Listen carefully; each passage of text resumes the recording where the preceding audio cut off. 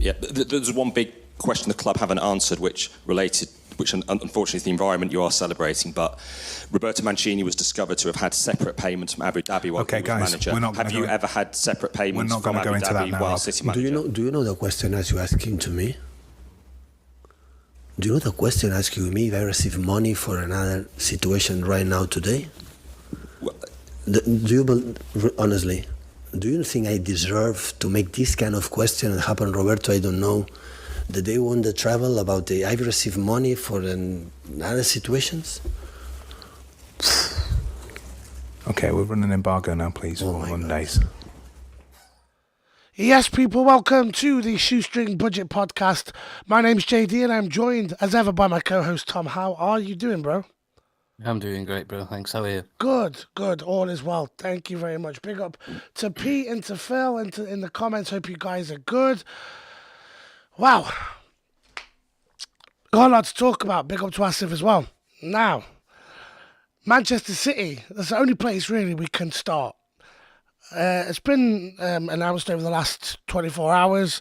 They've been charged by the Premier League and the FA for up to 100 breaches of financial fair play. Now, at this point, it is only allegations. Obviously, Man City are going to do everything they can to fight it.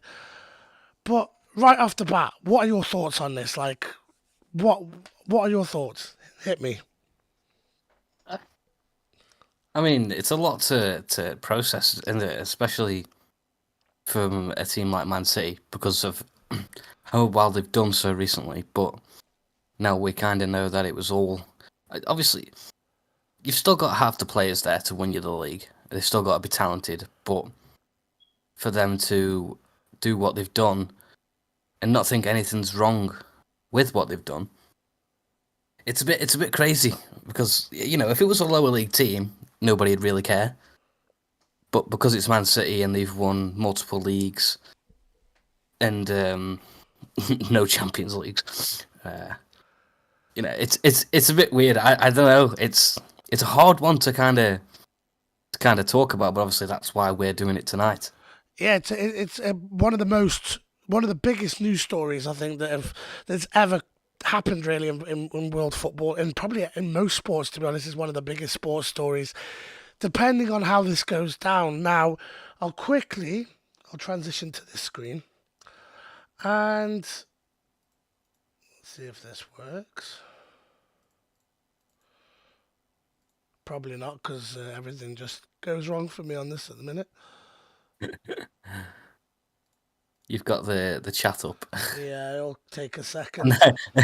No, you've got us up twice. We're doubled up. Yeah, we're doubled up. I had it all working as well, and then this happened. I know it's fine. We are on a shoestring budget, so you have to accept this is how it's going to be. So basically, the story broke yesterday. With I'm going to close this off because it's just not going to work. It doesn't want to. Yeah, we're still doubled up. I don't get why that's not working, but here we are. So the news story broke yesterday. That with a guy called Martin Ziegler. He broke the news yesterday. It just came out of nowhere almost. And it was that Manchester City are being charged by the Premier League. I did have it to go up on screen, but unfortunately it's not working. I say, you showed it me and it worked perfectly. It worked like... I don't know what happened. 20 minutes ago, less than that, it worked.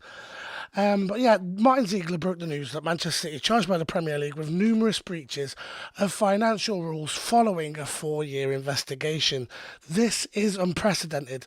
Now, Martin later went on to TalkSport, spoke to Simon Jordan and Jim White on there, and he explained that nothing like this has ever happened before. This is completely crazy. And he also made the point and the claim that if even half the amount of these breaches or these allegations are found guilty, then surely Manchester City need to be relegated. Hence the thumbnail.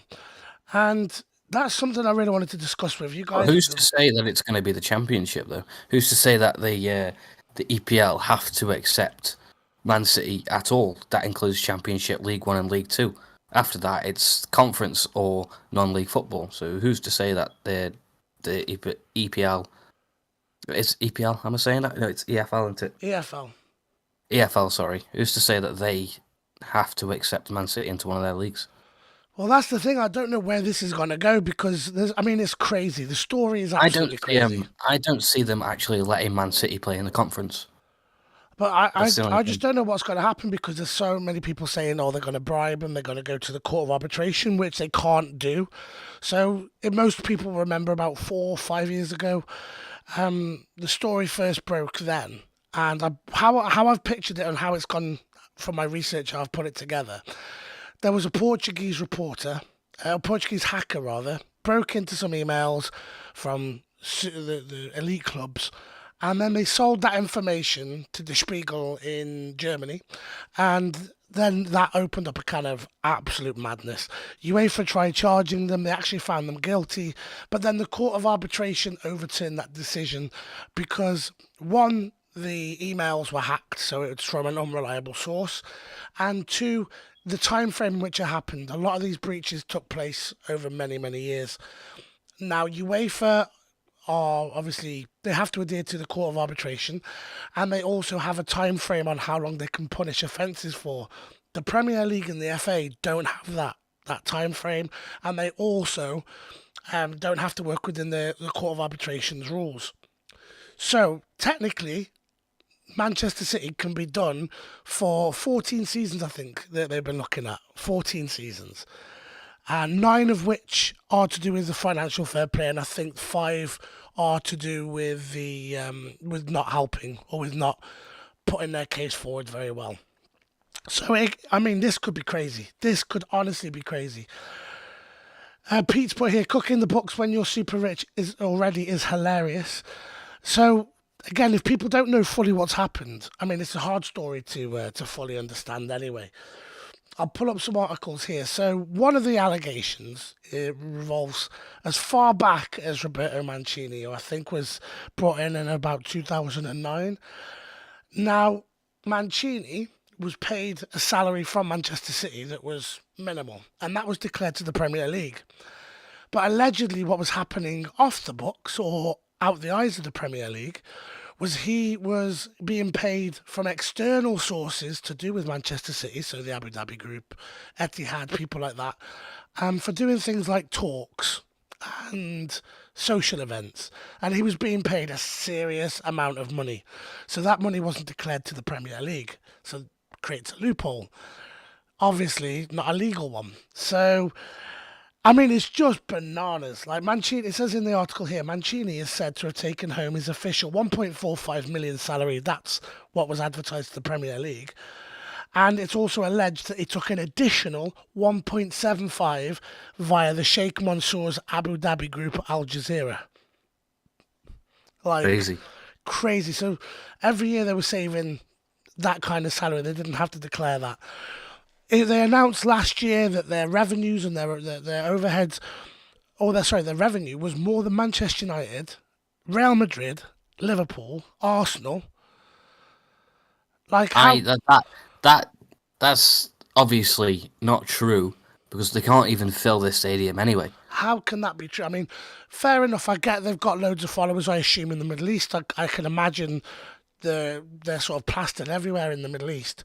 But still, that doesn't account to be as big as Manchester United, for example, that have a global fan base, that have probably the biggest fan base in America, which is, millions and millions and millions of people. China as well also have a big Manchester United following. Now, a lot of their stuff that they make over in China is obviously counterfeit, so Manchester United won't necessarily see the proceeds of what is brought in China. Having lived there, I can attest to that. There was many a knockoff kit there. But still, it's honestly bananas what they're doing. Honestly bananas. Cadence has put, I feel like not too much will happen because they're so high up in the league. If it was a team lower in the league, I reckon it'd be worse for them. I can understand that argument. JD, the technology king. Honestly, lad, it worked. I was so proud of myself. I spent half an hour before the stream setting it all up. He was. He showed it me and everything, and I was so happy, and it all just shoestringed on me. Phil's put here, simple, it's cheating, it's a scandal, but they'll be found guilty and slapped with a fine, or will go on as normal. Now, based on that, I can see that happening. I think that will ultimately be the outcome. However, they've got to be... Sorry, go on, carry on. I was going to say, if that's the case, there's got to be some pushback. I mean, Sky have reported today, as many newspapers have, that a lot of the Premier League clubs have already said they want Manchester City relegated. Now, a little bit of that is putting the boot in because it's Man City and nobody likes Man City. But also, they have to be made an example of. If it was 1 or 2 breaches, fair enough. I could understand a fine. Yeah, But yeah. That's what I was going to say. That's what I was going to say. Like, if they're just going to give them a fine for all of this, surely that then makes other clubs look at it and go, well, we'll just do it. They're just going to hit us with a fine. We can afford it. Exactly. So why not? We're just going to break the rules as well. We can afford to pay the fine, so let's just do it. It's got to be more than a fine. Got to be. Honestly, it's crazy. The whole thing is crazy. Right, I'm going to try one more time because I think it's worked. I've got the option here. Here we go. Take that, Pete. Have this. Oh, you've got an ad playing at the minute. I know, but it's part of an article that I was reading. We are back. I told you I had it prepared. But yeah, this is the shoestring budget has been restored. Get in. We're going up in the world. Make sure, by the way, on that segue, drop a like and subscribe on the video if you are new to the channel. Yeah, the subscribers today have been crazy. Been off the charts for us. So it's taken us about 5 months or 6 months to get the 100 subscribers. Today we got 60 in one day. About around 60 in one day. Bananas. Absolutely crazy. So the more the merrier. Jump on board if you're interested in football. If you like Manchester United, even better, jump on board. And welcome to the family. So this article here was on about, obviously, Mancini. Now, the BBC have written a couple of articles on this, as you can imagine. This obviously has been a topic that has been debated in the Houses of Parliament about a potential reform of English football as a whole. And the Premier League here the BBC have reported on the Premier League and what the charges mean. So on screen you can see the Premier League's decision to charge Manchester City with breaking its financial rules has shocked the domestic game, which absolutely has. Why are Manchester City being charged? After an investigation lasting more than 4 years, which is crazy it's taken that long, but bear in mind they have been investigating, I think, 15 years in total, or 14 seasons or something daft like that. After an investigation lasting more than 4 years, the Premier League released a statement on Monday saying it had charged Manchester City with the 100 breaches of the financial rules from 2009 to 2018. First, accusations that Manchester City have artificially inflated the money coming into the club, with particular respect to commercial and sponsorship deals, which is what we said about Mancini. There's also other things involving Etihad with the naming of the stadium, all that kind of stuff. We all knew that was going on. That's not really a secret, but that's been brought up. The Premier League appears to be claiming the money was actually coming from the club owner, which doesn't count towards FFP, but was being disguised as sponsorship income, which does count towards FFP.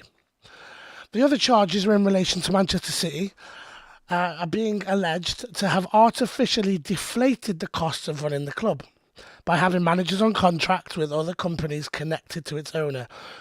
Exactly the same as Roberto Mancini.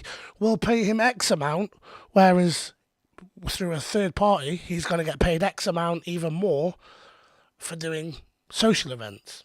And that doesn't have to go on the books. So, and obviously then it goes into detail about Der Spiegel and the hacker that managed to get all the information, which is just a crazy outcome. Now, that Portuguese hacker I did read is also in court upon charges because he's hacked many different clubs and many different things.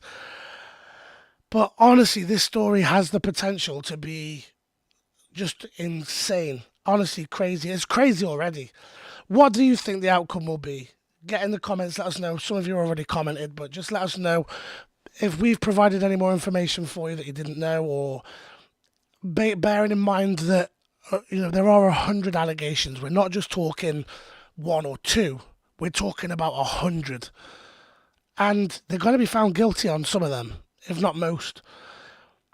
Let us know what you think. What do you think, firstly, Tom? If they're found guilty, let's work on percentages. Let's say they get found out for 50% they breached 50% of the rules. What do you think then? I still think they should get hit with a points deduction and a fine, because you can't do it for one team and not for the other. We've seen it happen to loads of teams. Juventus, one of them, they got a point deduction, and I'm not sure about a fine. But they got a 15-point deduction from what I remember. Yeah, but Man City have been doing it for so long. You know, since when was it? 2008. 2008, I think it was. 2008, yeah. They've been doing it for that long. It has to go past a fine. A fine cannot be enough because of how much money they've got. You know, they've got owners from Dubai or wherever it's from, Saudi Arabia, any of them.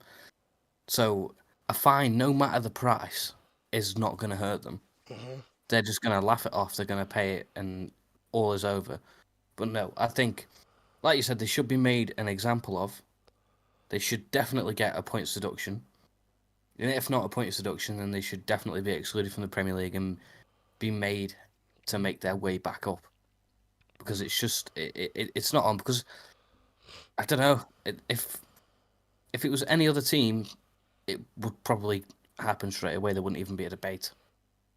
So, you know, it's got to be, if you're doing it for one, you've got to do it for the other. But for how long they've been doing it, it's got to be even bigger.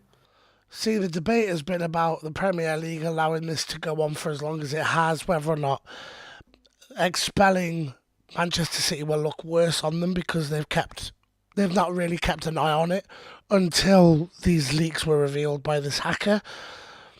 But for me, they've got to be made an example of, whether or not they do. And it's not a quick thing as well. This is something that I've heard a lot of people say about maybe this year they drop points or next season they drop points. From what I'm hearing, this could take upwards of 3 years.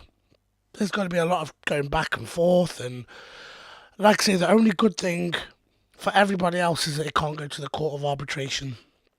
How does something like this take so long? Like 3 years. 3 years is a very, very long time. So this was something that was also brought up in Parliament the other day. One of the judges have said this has taken far too long, to be investigated. This 5 years, 4 years, something like that. It's taken far too long, and it's been swept under the rug. And not only that, to make matters worse, they've continued to spend exponentially as well. 100 million last year for Jack Grealish. Or was it the start of the season, wasn't it, for Jack Grealish, 100 million? Or was it last year? It was last season. Last season, 100, and it was Haaland this year. Yeah. Haaland was apparently a good deal, but a very big contract, very, like, a high-paying contract. And you think, when is that going to... They've just been allowed to get worse and worse and worse, and it's obviously now... It feels like they've opened their eyes since Chelsea have had all their ridiculous spending, 600 million, whatever it was in January they spent. It seems now that politicians are going to start getting involved with the game to make sure it's better regulated, because it's insane. Pete's put here, I read today that they can be put in the National League. I've read that as well. I read the same thing. I thought it would be a simple relegation to the Championship, but no, apparently they can be expelled from the entire league, from the top 3 or 4 leagues of the division. So crazy. Pete's also put, get us those trophies sent across. Now that's obviously another thing that I've seen people debating. Yesterday was a fantastic day for Manchester United because we got 3 cups back. We got 3 Premier Leagues, one for Jose, one for Ollie, and one for Sir Alex. 22 times. That's it. It also does mean, sadly, though, that Liverpool get 2. One for Klopp. Man City can keep that one. Yeah, they can keep that one. I think financially that year, those seasons, they were fine. Yeah. But there is a question for you all. If they were to give the cups back, they were to give the trophies back, and Manchester United were to get them, and Liverpool were to get them, would you have that? Would you take that? Or would you rather Manchester City be stripped of them entirely, not given back to Man United or Man City, just because of Steven Gerrard? I think just strip them of their trophies completely. We've already got loads. We don't need any more. We don't care. Because for me, it's so iconic seeing Steven Gerrard on his knees, like crying that day he slipped against Chelsea, that they probably would have gone on to win the league that season if he hadn't slipped. I think for me, Steven Gerrard not winning a trophy is still an argument winner when they're discussing the best midfielder in the Premier League. But yeah, just interesting. Asif and Pete seem to want the trophies. Take the trophies. It'd be nice for Ollie. That's the only reason, is because I'd want one for Ollie. Yeah. Because I love Ollie, but yeah, I would loved him to have one. Rangers got relegated 3 leagues for much less. Yeah, I don't know what I remember that happening, but I can't remember what it was about. I thought that was due to administration, though, I thought. About Rangers getting relegated. That was crazy seeing them go down. They're back up now. Yeah, they got there. Steven Gerrard took them to a championship as well in Scotland, which, say what you like about the Scottish League. K-Dizzle's put stripped entirely. It's gone now and done. Plus Man United have a great amount of trophies already. I'd love to see that Aguero moment stripped away. That for me would be... That'd be amazing. Yeah, that for me. I'll never forget that day. I was in Manchester and we played Sunderland, and me and my mate Max, absolutely hammered, going to go and watch the parade. We only lived about 20 minutes walk from Old Trafford. And then we went into this other pub with our other friend who's a Leeds fan, and Aguero just scored, and the whole pub erupted, and the Leeds fans erupted. It was horrendous. It was the worst feeling I've ever had. Sobered up instantly. It was awful. I was in London when that happened. I was watching the game in a pub, not in a pub. Well, I was in a pub, but with my dad, so I wasn't drinking, and it just like it was literally, it was a pub like right next to the Chelsea ground. And like the amount of people that were like in the pub at the time, I didn't know what to do. So obviously my dad was just laughing. He supports Blackburn. Oh gosh. Yeah. Oh gosh. Let's have a quick look at some of the comments that have come in. Change my mind. No, don't give Ollie one. Katia Olsen will be unbearable. That's a fair point. Katia does love a bit of Ollie. And Aguero and Kane in the same frame. I love that. You poet and you didn't know it. That's it, Asif. Keep going with that, bro. Right, so that's Manchester City. I just wanted to get like everyone's view on it, because everyone was asking us in the chat yesterday, talk about Man City, well, what's going on, bro? But obviously we had Josh on yesterday, and it's not fair to have Josh sit there and talk about Man City when his team's completely the opposite end of the table, and he has probably no interest in that. So, the next thing, we'll get on to Manchester United now. Watch this. Transitions. Erik ten Hag has spoken today in a press conference, and there was a lot of reports on Twitter earlier today talking about Manchester United appealing Casemiro's red card. They seem to U-turn on that now, and they will not appeal Casemiro's red, in fear that it will lead to another game suspension for the man. How do you feel about that straight off the bat? I fully agree with it. I don't think we take the risk. You know, if he was going to get a red card, which he did, it couldn't have come at a better time, if that makes sense. Leeds twice and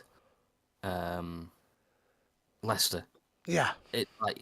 If he'd have done it against Leeds, then we would have been missing him obviously against Liverpool and the cup final potentially as well. And the cup final, yeah. So I would rather have him 100% guaranteed in the cup final than to make it 50-50. So I think we'll do fine without him at Leeds and Leicester. So I'm more than happy for them to just let him have his 3-match ban.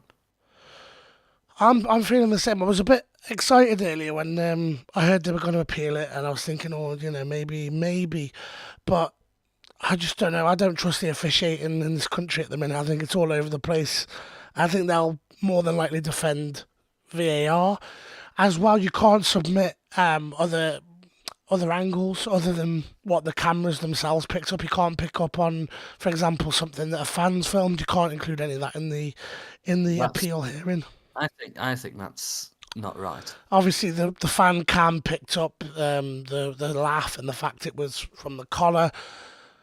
The only thing that would come from it potentially is that Ayew would maybe get a red for his little choke on Fred. But yeah, Katie's put here, it's not worth the risk because the uproar from other teams and fans would be hellish. I'm glad they didn't appeal it in the end because of that. Yeah, I think it would be. On one hand, like I really want him back, based on the news that I've now got for you. So Eric Ten Hag today has announced that there are a few injuries for that game tomorrow. We're obviously without Casemiro due to suspension, and we are also without obviously Christian Eriksen due to that Andy Carroll horror challenge. Anthony Martial is ruled out again. What a surprise! That man needs to be sold, in my opinion. Yeah, I think they've. I've seen in the papers that they're on about selling him anyway. It's just he's a good player, but if you can't stay fit, there's no point. Scott McTominay is also injured.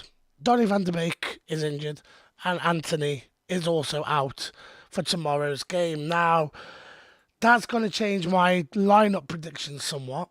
Obviously got Sabitzer. Thank God we got Sabitzer. Sabitzer should slot in nicely into that game alongside Fred.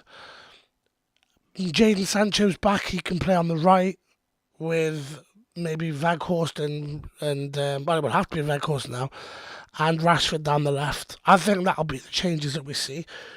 But it just means with Scott McTominay getting injured as well, it leaves our midfield incredibly light.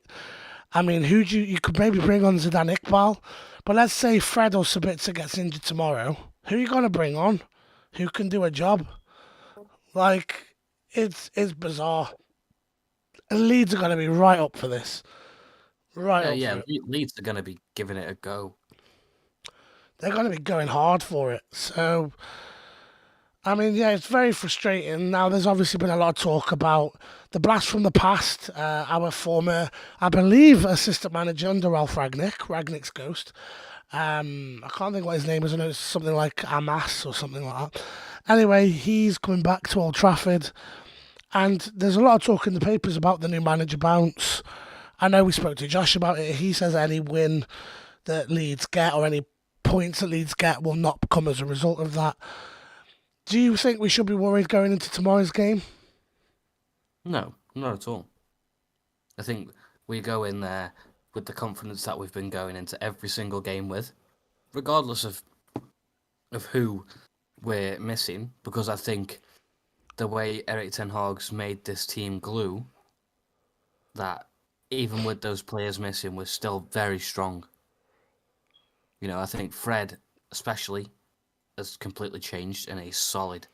Yeah. So I have full faith in Fred if he starts tomorrow, which he probably will, and the whole team. So I'm not worried. One for you. Now, this has been spoken about, and I'm sure it got spoken about in our match review following the Crystal Palace game the other day.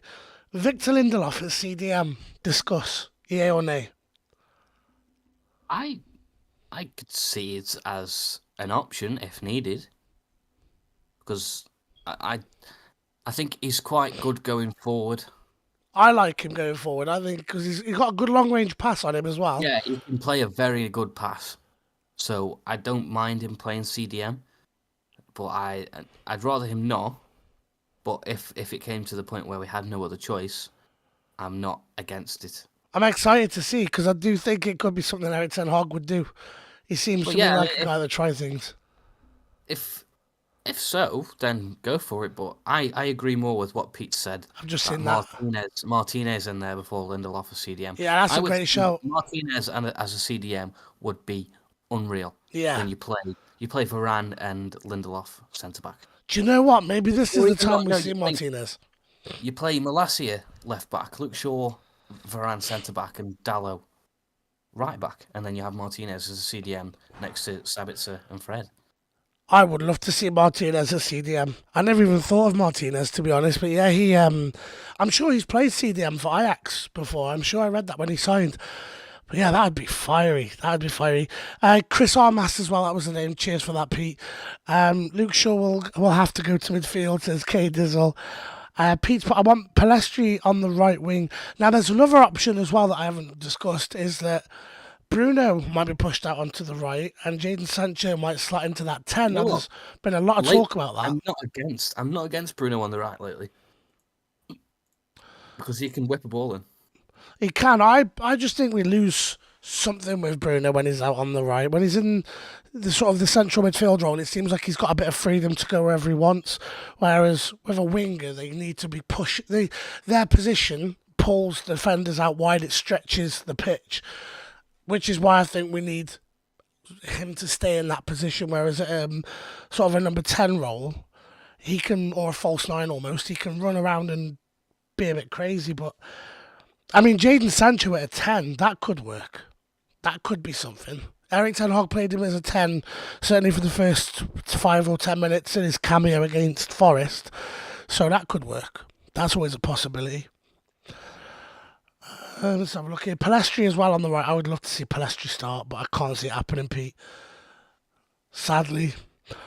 Phil's put here, we are still too strong for Leeds. Score early and they'll fold. I hope so. I watched that Forest game the other day, and I know Josh said he was obviously gutted that they didn't win, but they were fiery in that game, and they were little whippets. They got some really good players. Weston McKennie, Tyler Adams, even a couple of their new forward guys. They're very quick. I'm not worried about our defence. I think our defence is solid, but yeah, I'm intrigued to see how it goes. I'd feel more comfortable if we had Casemiro, but one of them.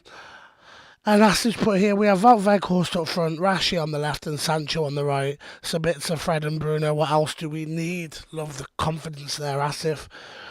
Score predictions from you tomorrow, Tom. I think we spoke about this yesterday, but just to refresh, now that we know the team news. I went for a 3-0 United. And you're sticking with that regardless of any team news or anything yet? Yeah. I think we're way too strong for Leeds. Yeah, I'm interested in that. Allen Road won't be the same. I don't think we'll batter them at Allen Road. I think they'll give us a game there, but at Old Trafford, I think it'll be too much for them. And I think as well, Old Trafford, under Erik ten Hag, we have transformed that into a bit of a fortress. I think it's very difficult to beat us 14 there. And 14 wins in a row at Old Trafford. Exactly. So I think we'll be fine. I think we'll be really fine. If anybody is wanting to join a community or watch anything tomorrow, come and watch with me. I am going live 15 minutes before kickoff tomorrow. Do a little bit of a preview. And I'm also here for half time if you do want to watch the match and want somewhere to come and express your thoughts or your feelings on the game. Jump in at half time and come and have a chat with me. That's everything that I wanted to discuss tonight. Bit of a short one, but we got everything out that we needed to. Big up to every single person that's joined in the comments or that has watched along tonight as well. Thank you, Tom, for joining me. I know you've had a long day. Go get some rest. Yeah. Thank you. And make sure to like and subscribe if you haven't already. Please like on the channel. Even if you've subscribed, drop a like. It helps massively. We are growing this community, and we couldn't do it without your help. So thank you, everybody. And I'll see you on the next one. Peace. Peace.